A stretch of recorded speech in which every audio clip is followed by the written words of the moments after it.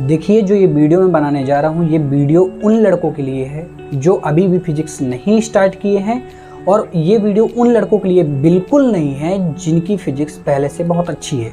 क्योंकि देखिए, इस वीडियो में मैं केवल बता सकता हूँ कि आप फिजिक्स कैसे स्टार्ट करें, आप फिजिक्स को कैसे एक लेवल पर ले आएँ। लेकिन जिसकी पहले से लेवल पर है, आप एक लेवल से कैसे उठा सकते हैं, वो और बेहतरीन टीचर का आप वीडियो देखें और उनके जरिए आप चीज़ों को सीखें। मैं उन बच्चों के लिए वीडियो बना रहा हूँ जो बच्चे अभी भी फिजिक्स को स्टार्ट ही नहीं कर पा रहे हैं, फिजिक्स को पुश नहीं कर पा रहे हैं। तो केवल मैं पुश करना सिखा दूंगा आपको, आप पुश करके एक लेवल बना सकते हैं फिजिक्स का। जैसे 180 का पेपर आता है फिजिक्स में, तो मैं आपको इतना कर सकता हूँ यार कि 80 से 100 तक पहुँचा सकता हूँ। अब 80 से 100 के ऊपर जब आप 80 तक पहुंच जाइएगा तो किसी अच्छे टीचर का वीडियो देखिएगा और भी चीज़ें उनसे सीखिएगा। लेकिन 180 तक जो जिनका टारगेट है कि मैं 180 तक जाना चाहता हूं सर, तो 180 तक का सोल्यूशन मैं नहीं बता रहा हूं, फिर से मैंने ये चीज़ क्लियर कर दी है।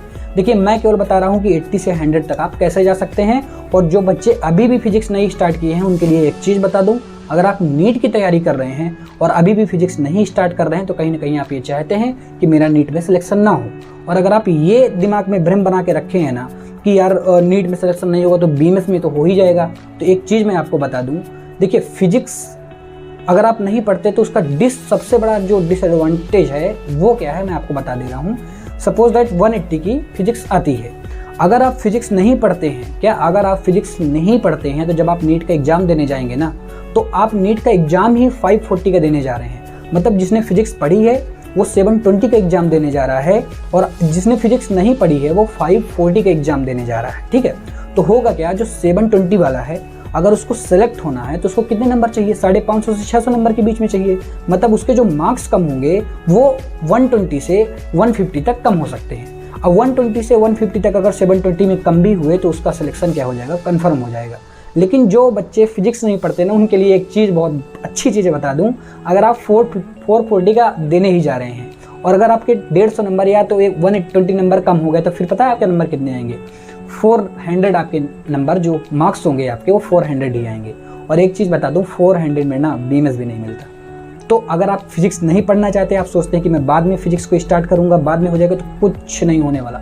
फिजिक्स इतना जल्दी समझ में नहीं आती, और फिजिक्स का ये मेथड नहीं है कि यार बाद में कर लूँगा।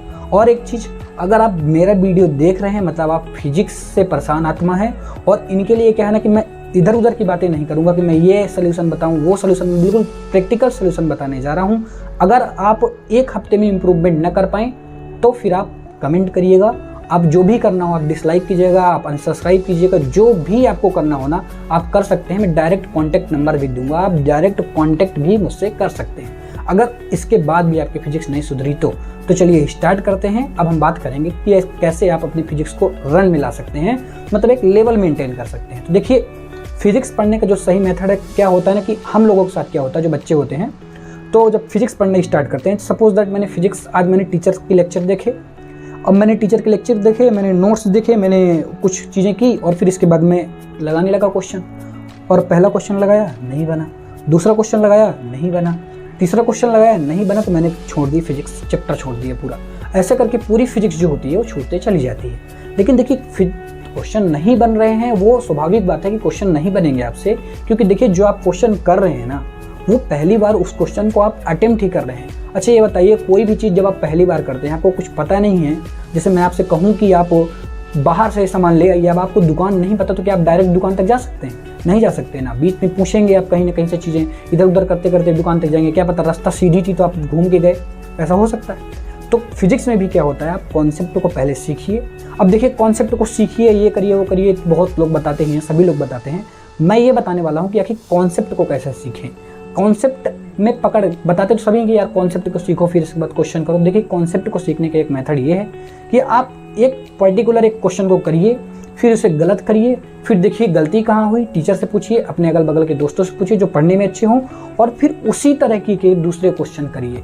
देखिए, आप कभी भी एक तरीके का जब क्वेश्चन सीख जाते हैं तो उस तरीके का दूसरा क्वेश्चन नहीं करते और दूसरे टाइप्स क्वेश्चन पर बढ़ जाते हैं, तो उसमें क्या होता है, फिर वो क्वेश्चन गलत होता है तो उससे क्या होता है, डिमोटिवेशन होता है। तो देखिए, आपको क्या करना है, एक टाइप का क्वेश्चन सीखना है, फिर उसके 5 से 10 क्वेश्चन सॉल्व करने हैं, इसके बाद फिर दूसरा टाइप्स का क्वेश्चन सीखना है। सीखने में हम लेट लगाते रहेंगे, अच्छे तरीके से पढ़ेंगे, थोड़ा सा स्लो पढ़ेंगे, लेकिन फिजिक्स को अच्छी तरीके से समझेंगे। तो उसमें क्या होता है कि आप पहले कॉन्सेप्ट को सीखें, पहले कोई कॉन्सेप्ट को सीखिए, गलत करिए, कैसे भी कॉन्सेप्ट को सीख लीजिए, फिर उसी तरीके क्वेश्चन करिए।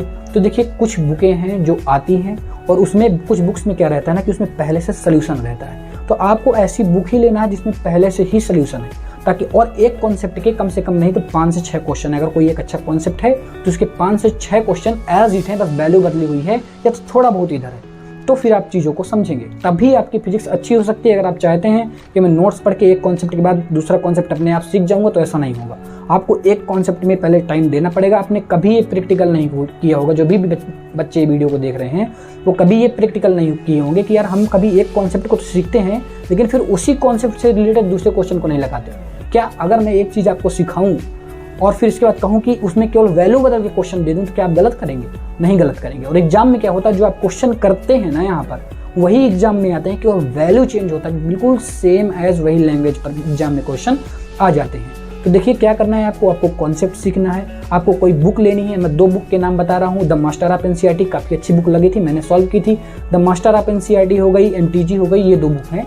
ये दोनों बुक में क्या रहता है कि क्वेश्चन जो रहता है उसका सोल्यूशन रहता है, और अगर आप किसी भी कोचिंग पर पढ़ते हैं तो वहाँ पर भी आपको सोल्यूशन मिल जाता है। तो पहले आप सोल्यूशन अपने साथ रखें और चीज़ों को सीखें, फिर देखें क्या एक तरीके के क्वेश्चन गलत हो रहे हैं। अगर एक तरीके के भी क्वेश्चन गलत हो रहे हैं, मतलब अब आपकी फिजिक्स बेहतरीन तरीके से खराब है, बहुत ज़्यादा खराब है, और इतनी किसी की होती नहीं है वैसे। अगर आप एक चीज़ को सीख लेंगे, मैं आपको सिखा दिया कि भाई आपको ऐसे चलना है, सीधे जाना है, आपको सीधे वो वाली शॉप है, और फिर इसके बाद आप तब भी सीधा नहीं जा पा रहे हैं, तो मतलब कहीं ना कहीं तो आप में गलतियाँ हैं और फिर आपकी नहीं सुधरने वाली। ठीक है, तो आपको क्या करना है, आपको एक कॉन्सेप्ट पकड़ना है, एक कॉन्सेप्ट के कई सारे क्वेश्चन करने हैं, और कई सारे क्वेश्चन करने के बाद फिर जो भाई वो कॉन्सेप्ट से जब क्वेश्चन आएगा ना, तो आपका कभी गलत नहीं होगा।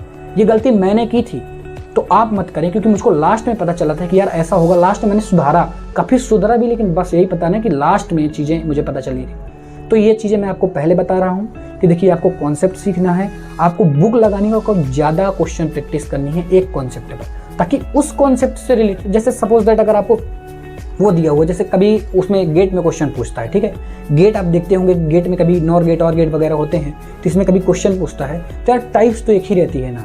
क्या रहता है उसमें, नॉर में कभी आर जोड़ देता है, कभी और में नॉर जोड़ देता है। बाकी तो ये तो रहेगा ना कि 2 गेट आपस में जुड़ रहे हैं तो उसकी वैल्यू वगैरह ऐसे कैसे निकालेंगे, तो वो तो सब कुछ सेम ही आ रहा है। तो देखिए जो कॉन्सेप्ट रहेंगे वो सेम ही आएगा। जो एग्जाम में क्वेश्चन आने वाला है वो आप पहले ही देख चुके हैं, वो कॉन्सेप्ट आप पहले ही लगा चुके हैं, वही कॉन्सेप्ट से क्वेश्चन आएगा, केवल वैल्यू बदलेगी। देखिए फिजिक्स काफ़ी आसान होती है अगर आप समझते हैं उसको आसान में। अगर आप पहले से मान लेंगे कि यार कैसे होगा, आप कैसे चालू करेंगे, हम कॉन्सेप्ट नहीं आ रहे हैं, हम चीज़ों को समझ नहीं पा रहे हैं, तो यार ऐसा नहीं होने वाला। फिर आप फिजिक्स को समझिए ना यार, जो आप क्वेश्चन कर रहे हैं वही क्वेश्चन आपके सामने आने वाला है, बस कॉन्सेप्ट चेंज, जो कॉन्सेप्ट रहेगा वो चेंज नहीं होगा, वैल्यू चेंज होगी वहाँ पर। ठीक है, तो आपको क्या करना है, बुक लगानी है, एक कॉन्सेप्ट के कई सारे क्वेश्चन करने हैं और एक ही सोल्यूशन है जिससे आप सॉल्व कर सकते हैं। पहले एक चैप्टर लें, और हाँ, चैप्टर कभी भी पहले टफ मत लीजिएगा। अगर आप फिजिक्स स्टार्ट करना चाहते हैं, तो कभी भी चैप्टर जो लीजिएगा वो टफ चैप्टर मत ले लीजिएगा। गलती करके भी ये गलती मत कीजिएगा कि आप पहली बार में ही टफ चैप्टर ले लीजिए। आपको क्या करना है, आपको जो फिजिक्स में सबसे अच्छा चैप्टर लगता हो या जो सबसे ईजी चैप्टर हो, मुझे तो सेमीकंडक्टर लगता है, फिर इसके बाद मुझको क्या लगता है, सर्किट वगैरह जिसमें आ जाती हैं वो लगता है, ठीक है, और करंट वगैरह हो गए, और फिर मॉडर्न फिजिक्स हो गई, ये सारी चीज़ें हो गई। तो आप भी, आपको जो भी लगता हो, अगर आपको कुछ पता ही नहीं तो मैं कह रहा हूँ आप सेमीकंडक्टर का गेट सीखिएगा। सबसे पहले गेट से एक क्वेश्चन हर एक साल नीट में पूछा ही जाता है। अगर आपको नहीं आता तो आप पहले गेट के बारे में देखिएगा, आप गेट सीखिएगा और बहुत अच्छी तरीके से आप गेट सीख जाएंगे। जैसे देखिए आपको क्या करना है, आपको एक नेचर अपनाना है। देखिए मैं आपको बता दूं, जो ह्यूमैनिटी हमारी होती है, एक ह्यूमैनिटी का एक नेचर होता है, आपको जितना मिलेगा आप उतने में खुश नहीं रहेंगे। जैसे कुछ बच्चे होते हैं जो चाहते हैं कि यार मेरा BMS में एडमिशन हो जाए, कुछ बच्चे होते हैं कि मेरा MBBS में एडमिशन हो जाए, कुछ बच्चे चाहते हैं कि भाई मेरा MBBS में डायरेक्ट एम्स में हो। तो देखिए सबकी जो चाहत है ना, जो बच्चा एम्स चाह रहा है ना, वो कहीं ना कहीं MBBS को मानता ही नहीं, वो ये जानता ही है कि मेरा MBBS में सिलेक्शन तो हो ही जाएगा। तो इसी तरह क्या करना है, आपको वही ह्यूमैनिटी अपनानी है। अगर आप क्या करेंगे, अगर आप जैसे सपोज दैट आपने गेट तैयार किया, गेट से एक क्वेश्चन आना कंफर्म है, मतलब अब आपकी नीट के 4 मार्क्स जो 4 नंबर हैं वो तैयार हो चुके हैं। तो आपको लगेगा यार 4 तो हो गए, चलो और कर लेते हैं, 8 ही कर लें। फिर आप दूसरा क्वेश्चन, सपोज दैट कोई मॉडर्न फिजिक्स का एक क्वेश्चन तैयार कर लिए, ठीक है, वो भी तैयार होगा। आपको लगेगा यार 8 हो गए, अब तो और भी बढ़ा लेते हैं। ऐसे करके आपकी जो लालसा है, जो ह्यूमिनिटी है आपकी ना पाने की, वो बढ़ती चली जाएगी और मार्क्स जो होंगे वो बढ़ते चले जाएंगे। फिर एक समय बाद जब आप 80 से 100 तक पहुंच जाएंगे, वहाँ पर आपको थोड़ी बहुत दिक्कतें आएंगी। 80 से 100 तक जब आप पहुंच जाएं तो फिर इसके बाद आप एक अच्छे टीचर की सलाह ले सकते हैं। अब जहाँ पे आप कोचिंग पढ़ते हैं, जिस टीचर से आप फिजिक्स पढ़ते हैं, उनसे पूछ सकते हैं सारी चीज़ें। लेकिन अगर आप उनसे ये कहेंगे सर स्टार्ट नहीं कर रहे हैं, हम स्टार्ट नहीं कर पा रहे हैं, हमारे तो मार्क्स नहीं आ पा रहे हैं, तो यार वो फिर आपको इसका सलूशन नहीं दे पाएंगे। स्टार्ट आप ही को करना है। और अगर आप ये मेंटलिटी बना के रखें कि फिजिक्स के बिना नीट पर कुछ होगा, तो भाई नीट की तैयारी ही मत करो फिर, क्योंकि नीट में कुछ भी नहीं होने वाला। अगर आप कुछ चाहते हैं तो नीट से कुछ भी नहीं उखड़ने वाला, अगर आप फिजिक्स नहीं पढ़ते हैं। और आप स्टार्ट कीजिए ना, अगर एक बार पढ़ने लगेंगे ना फिजिक्स को, तो इतना मज़ा आता है भाई फिजिक्स को, जिसको नहीं भी आती। अगर आप मार्क्स कलेक्ट करके कैसे भी करके 30 नंबर तक, 30 तक पहुँचा देते हैं, 4 करके चीज़ों को सीखते हैं और 30 तक पहुंचा देते हैं ना, तो फिर इसके बाद आपको 50 दिखेगा। डायरेक्ट आपको दिखेगा यार 50 नंबर आते तो यार बढ़िया होता है, 50 नंबर का टारगेट रखते हैं। तो ऐसे करके 50 आप नंबर का रखने लगते हैं। और जैसे 50 पहुंचता ना भाई साहब, तो 80 फिर डायरेक्ट दिखने लगता है 80, और 80 के बाद फिर 100, और 100 के बाद फिर आप क्या करेंगे, ऐसे बढ़ते चले जाएंगे। लेकिन रुकने का फिर मन नहीं करता। जैसे आप बायोलॉजी पढ़ते होंगे, तो आप बायोलॉजी में हमेशा हम लोग 360 का टारगेट क्यों बना लेते हैं? क्योंकि बायोलॉजी में जो होते हैं ना यार, चलो ये चैप्टर पढ़े तो 4 क्वेश्चन इस चैप्टर से आ रहे हैं, तो अगले चैप्टर से 2 क्वेश्चन आ रहे हैं, अरे यार 2 आ जाते, चलो 2 और ऐड कर लेते हैं तो 360 पूरा हो जाए। क्यों इस चैप्टर को छोड़े? इसलिए हम बायोलॉजी का कोई भी सिंगल चैप्टर छोड़ के नीट का पेपर देने नहीं जाते। तो अगर फिजिक्स आपको सही करनी है तो देखिए कॉन्सेप्ट पर काम कीजिए, घबराइए मत। आप तब घबराइए जब आप एक कॉन्सेप्ट को सीख रहे हैं, उसमें केवल वैल्यू चेंज हो रही है, इसके बाद भी आपका क्वेश्चन गलत हो जा रहा है, मतलब फिर आप में गलतियाँ हैं, और फिर तो यार फिर मैं उसका सलूशन भी नहीं बता सकता। अब क्या है, आपको केवल पुश करना है। देखिए एक बार बता दूं आपको, केवल आपको चीज़ें पुश करनी है। आपको धीरे धीरे अपने आप को क्या करना है, पुश करना है फिजिक्स की तरफ। आपको पहले 4 मार्क्स कलेक्ट करने हैं, फिर 4 मार्क्स कलेक्ट करने हैं, ऐसे धीरे धीरे कलेक्शन आपका बढ़ाना है। और जैसे 20, 30, 40 नंबर तक होता है, फिर इसके बाद आपको फिजिक्स पढ़ने में एकदम से मज़ा ही आने लगेगा। ठीक है, तो आपको बुकें अच्छी रहनी चाहिए, आपके पास सोल्यूशन जिस पर पहले से हो उस पर आप काम कीजिएगा। पहले से सोल्यूशन हो, अगर आप कोचिंग पर पढ़ते होंगे तो आपको सोल्यूशन मिल जाता होगा फिजिक्स का, तो आप सोल्यूशन देख कर चीज़ों को करिए। नहीं आ रहा तो मत आने दीजिए, कोई दिक्कत नहीं है। पहले आप लेक्चर्स अच्छे से अटेम्प्ट कीजिए। देखिए फर्स्ट स्टेप आपको क्या करना है, लेक्चर अच्छे से अटेम्प्ट करना है। फिर इसके बाद आपको नोट्स पढ़नी है, और नोट्स पर दिए हुए गए जो क्वेश्चन टीचर कराते हैं ना, वो चाहे एक क्वेश्चन हो, लेकिन एक कॉन्सेप्ट पर एक टीचर करवा ही देता है एक क्वेश्चन को, तो उस क्वेश्चन को अच्छे से समझना है। नहीं आ रहा मत आने दो, समझो कैसे हुआ, एक एक लाइन समझो, एक एक चीज़ें समझो कि ये वैल्यू के बाद ये वैल्यू कैसे आई। नहीं आ रही तो आप टीचर से पूछिए। फिर उसके कॉन्सेप्ट समझने के बाद फिर आप कोई ऐसी बुक लीजिए जिस पर एक कॉन्सेप्ट के कई क्वेश्चन हो और साथ साथ उसके सॉल्यूशन भी हो, फिर आप उस पर काम कीजिए।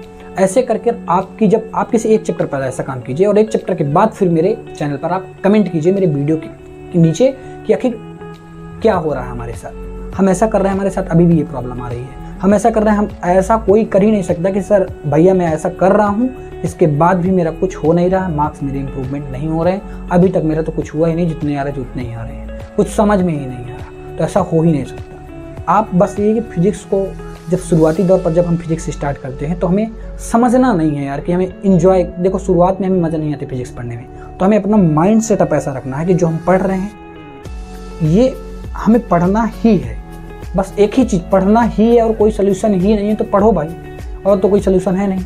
तो आई होप ये सारी चीज़ें आपको समझ में आई होंगी। और अगर फिजिक्स आप अच्छी करना चाहते हैं तो केवल एक सोल्यूशन है, आप चाहे मेरे बाद भी दूसरे का वीडियो देखिए और किसी का भी वीडियो देखिए, कभी भी दूसरा कोई इसका सोल्यूशन नहीं दे सकता। ये आप मान सकते हैं कि यूनिवर्सल लॉ है, और अगर दूसरा सोल्यूशन कोई देता है तो भाई साहब वो भी यूनिवर्सल में आता ही नहीं फिर, ठीक है ना। तो दूसरा कोई सोल्यूशन नहीं, यही सोल्यूशन है। आप किसी भी अच्छे टीचर के वीडियो देखिए, वो लास्ट में इसी पर अटक जाएगा, कहेंगे कि भाई कॉन्सेप्ट पर ध्यान दीजिए, कॉन्सेप्ट अपने क्लियर कीजिए। कॉन्सेप्ट नहीं होते तो ऐसा होता है, तो ऐसे ही सब लोग फिर जज करेंगे, ऐसे ही बताएंगे, ठीक है। तो सारी चीज़ें आपको समझ में आई होंगी। फिजिक्स को यार स्टार्ट करिए, अगर फिजिक्स नहीं स्टार्ट करेंगे तो फिर नीट मतलब कुछ नहीं, नीट आप कर नहीं पाएंगे, नीट नहीं कर पाएंगे मतलब फिर नीट की तैयारी क्यों कर रहे हैं, और नीट की तैयारी नहीं करना तो फिर वीडियो क्यों देख रहे हैं भाई, ठीक है।